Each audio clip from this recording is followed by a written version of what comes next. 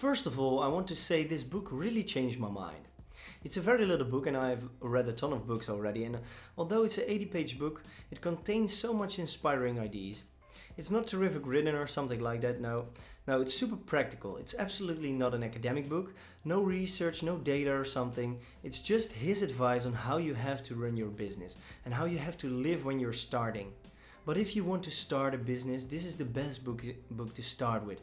It's super easy and it's super fun to read also, so I highly recommend it as your first book. Imagine a guy who's driving around big houses and wonders who live there.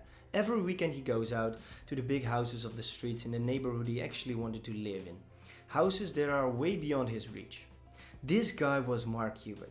He is sitting in his car and tells himself, someday I would live in a house like that. But he had absolutely no idea how he's going to do that. He was done with university and he had to work jobs he didn't like and it barely paid the rent. He have had so many jobs that his parents wondered if he would ever be stable. This was more in his early 20s. He read books about successful people. In fact, he read every book or magazine he could get his hands on. He would tell himself, if there is one good idea in it, it's worth reading. It's a good idea that I will pay for through the book that can bring me money later. If you don't know what you want in life, which job you want, or even if you want a job at all, or being an entrepreneur or waiting on a business idea to come up, if you don't know it yet, you just need to continue your education, he says. That's the best way to create more inspiration for solving that problem. More knowledge, more wisdom gives you more ideas you need. It's just that simple. I know, not everyone's situation is going to be the same, but even if you are a recent graduate, or if you find yourself in a job you don't like, or if you are unemployed, the answer is pretty straightforward. You just need to continue your education. Go back to school? No. Get your MBA? Hell no. He says literally for the most recent college grad, you just spent 4 years paying tuition to get an education. Now that you have graduated is your chance to get paid to learn. And what if you aren't going to graduate? The same logic applies. It's time to get paid to learn.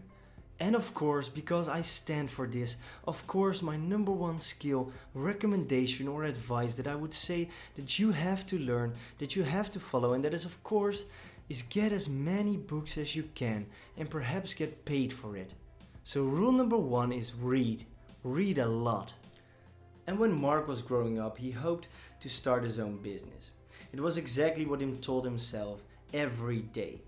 But in reality he had so much doubt as he had confidence. But he was just hoping that the confidence would win over the doubt and it would all work out for the best. You know that you have to have both. You have to have doubt and you have to have confidence, and there's no way it would disappear. But if you have no doubt, you're not pushing the boundaries far enough.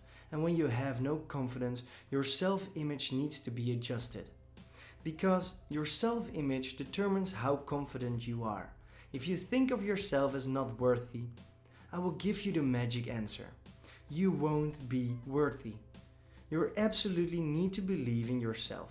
If you don't believe in yourself, nobody will do it. There will be no reason to believe in you if you can't believe in yourself. Gary Vaynerchuk speaks about the ego train, which represents the self-belief that you have to have. You have to have an ego that is big enough to get you to the place you want to go.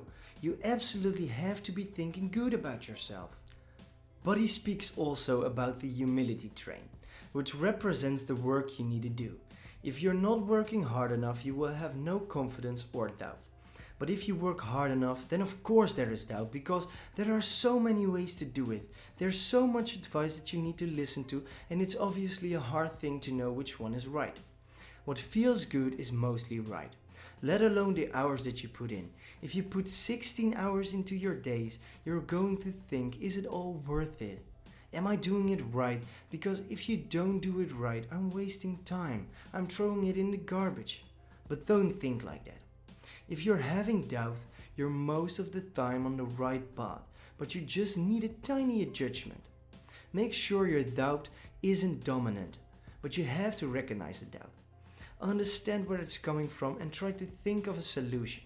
And when you're already doing the solution or the thing that you need to do, then shut the fuck up and work harder and be confident about what you're doing.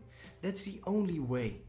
So rule number 2 is generate confidence and understand the doubt. Everybody knows the game. Telling someone a story and the person needs to tell it to another person, and it goes on and on.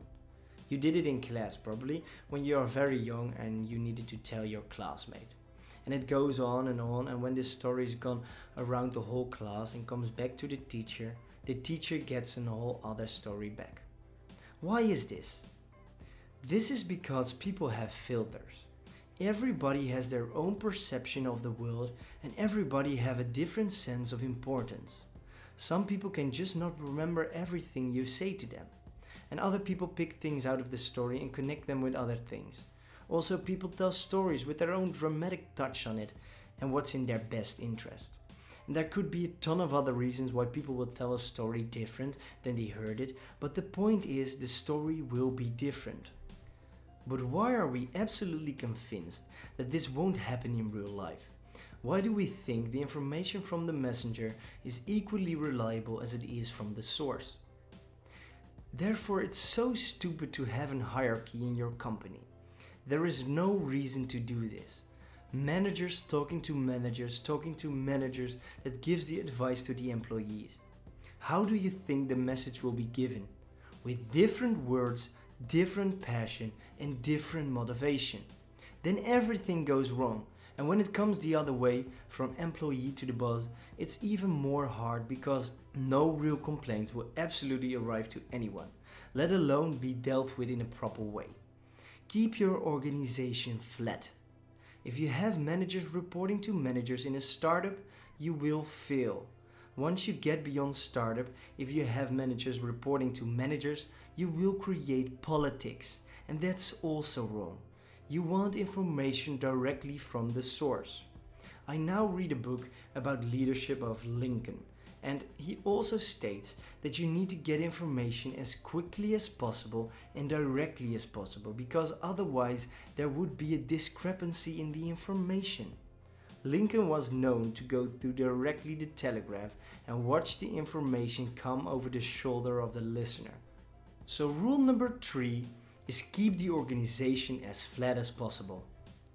To summarize, rule number 1, read. Read a lot. Rule number 2, generate confidence and understand the doubt.